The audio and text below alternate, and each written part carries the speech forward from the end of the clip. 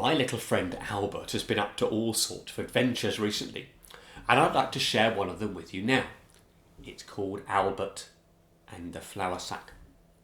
Inside this story, we'll meet two little brown mice, we'll meet some white flour, and we'll meet a jug of golden oil that never runs out. Let's read the story of Albert and the Flour Sack. With a shriek of delight, two young brown mice came tumbling out of the barn and landed at Albert's feet. You wouldn't have known they were brown, though, as they were covered from nose to tail in white flour.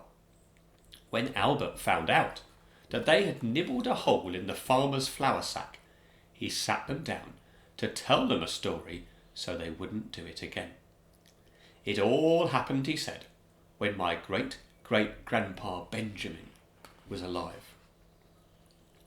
Benjamin shared a house with Joe and his mother on the far edge of a village in the desert. Joe's father had gone a long time ago, and the two of them had managed fine ever since. There was never plenty of anything, but there was always enough, with a little bit of spare for Joe's mother to sell, and usually a bit spilt on the floor for Benjamin too.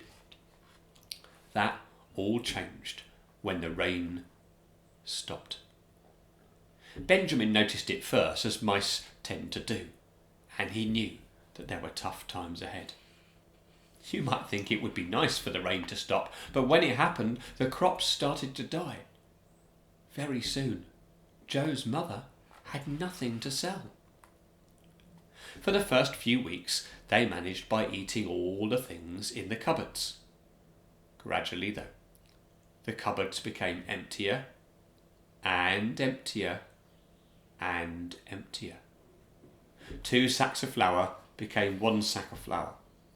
1 sack of flour became half a sack of flour, and their jar of oil was nearly empty too. Benjamin didn't dare to eat even the tiniest bit of flour because he knew they needed it all. The day came when Joe's mother had just enough flour and just enough oil to make a few flat loaves to cook on the stones round the fire. After that, there would be nothing. Joe's mother was stoking the fire before mixing her flour when a stranger came. He was tall and important looking, and his clothes looked like he'd been in the desert for a long time. Benjamin looked him up and down, in case there was food in his pockets. "Excuse me," the stranger said. "Could you spare a little food and a little water for God's friend Elijah?"